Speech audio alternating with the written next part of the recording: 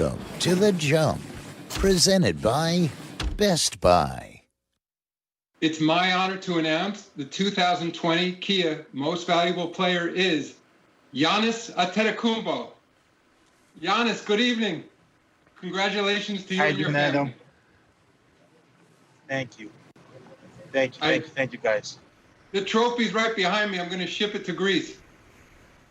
No, don't do that. Just keep it right there. I'm gonna come get it when the season starts.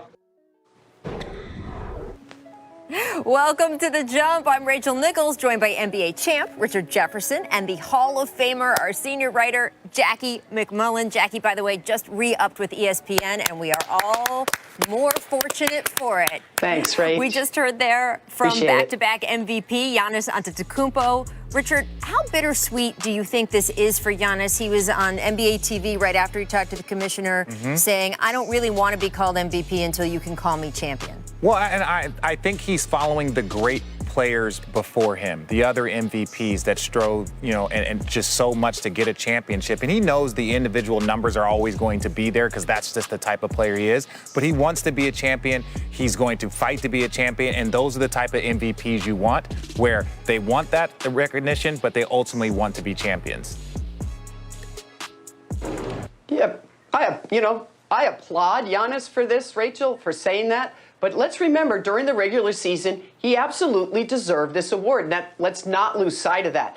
30 points a game in just under 31 minutes a game. That's an efficient superstar who, by the way, averaged 13.6 rebounds and 5.5 assists. So I understand where he's coming from, but Giannis should make no apologies to anybody. He earned this award. He was the best player in the regular season. Now the playoffs, different story.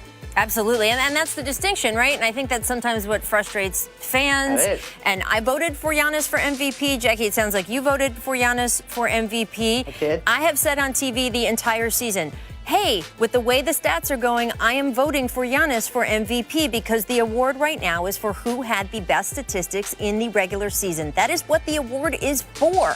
The award is not for who is the best player in the NBA. And it seems like fans really want there to be a distinction between that, which is why I've been saying on television for 5 years now. We need to separate out these awards, and it is not to give people a participation trophy. It is not just to give Shaq or Kobe or LeBron or maybe even Michael Jordan more MVPs because they should just have more. It is about that those are two different things. And the NFL and the NHL and Major League Baseball have all tweaked their awards in the last 3 decades to account for the fact that who puts up the best stats in the regular season is not sometimes who is the best player in the NBA. And sometimes a guy could get both, right? That is available for some people. But especially as players age, and we did see this with MJ and we've seen it with LeBron, it is not smart for them to do their absolute best, to use all of their effort up in the regular season because they have their eyes on a different prize. And I just feel like the fan reaction to this, particularly this season, particularly this month, particularly today, it is just an outgrowth of what, frankly, I've been talking about for 5 years, which is we need to make better decisions about what these awards are about, have everyone understand that. And if people want to know who's the best player in the league, we need to make MVP about that instead of who has the best regular season. These are my theories. We can discuss that and so much more coming up later in the show. We will also be discussing about how LeBron will react to being named MVP runner-up for the 4th time in his career. There's still a lot to talk about on this, but first we got to get to what's going on right here in Orlando in the playoffs. Don't fully understand, and including myself, you don't fully understand how exhausting and how hard you have to work to win a championship.